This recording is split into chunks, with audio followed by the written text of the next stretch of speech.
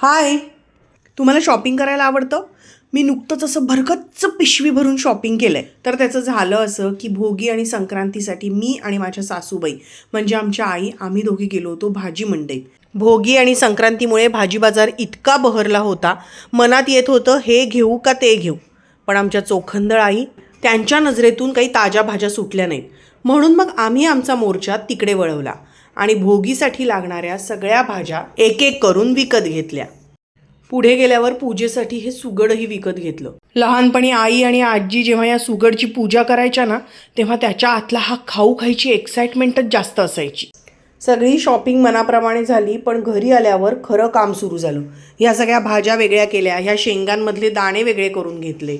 ही सगळी कच्ची तयारी आदल्या दिवशीच केली होती आणि दाणेही रात्री भिजवून ठेवले होते. आजच्या रेसिपीच्या हेडशेफ आई असल्यामुळे त्यांच्या गायडन्सने आजच्या रेसिपीला सुरुवात झाली. मग आधी कांदा आणि बटाटा चिरून घेतला, दाणे आणि तीळ भाजून घेतले, त्यानंतर सुकं खोबरंही किसून घेतलं आणि तेही छान भाजून घेतलं. नंतर भाजलेले दाणे, खोबरं आणि तीळ मिक्सरच्या भांड्यात घालून वाटून घेतले. एका कुकरमध्ये तेल, जिरं, हिंग घालून वरून कांदा घातला. त्यानंतर तो परतवून त्याच्यात आलं लसणाची पेस्ट, लाल तिखट, धना जिरा पावडर, थोडा मालवणी मसाला आणि गोडा मसाला हे सगळं घालून छान मिक्स करून परतवून घेतलं. त्यानंतर चवीनुसार मीठ आणि टॉमॅटो घातला आणि पुन्हा छान परतवलं. यात थोडंसं पाणी घालून परतवलं तर छान तेल सुटतं, अशी आज आमच्या हेडशेफनी आम्हाला टीप दिली.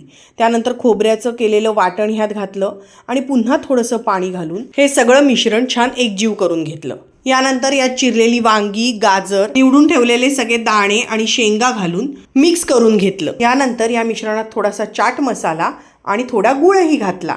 भाजीच्या कन्सिस्टन्सीप्रमाणे त्यात थोडंसं पाणी ॲड केलं. त्यानंतर कुकरचं झाकण बंद करून त्याला 3 शिट्ट्या घेऊन गॅस बंद करायचा. आज भोगीच्या दिवशी ही भोगीची भाजी, नाचणीची भाकरी, त्याच्यावर लोण्याचा गोळा, खिचडी आणि कढी खाऊन मन अगदी तृप्त झालं, अगदी आमच्या हेडशेफचं सुद्धा. तुमच्या घरी कशी बनते भोगीची भाजी? कमेंट करून मला नक्की सांगा. भेटूया पुढच्या व्लॉगमध्ये.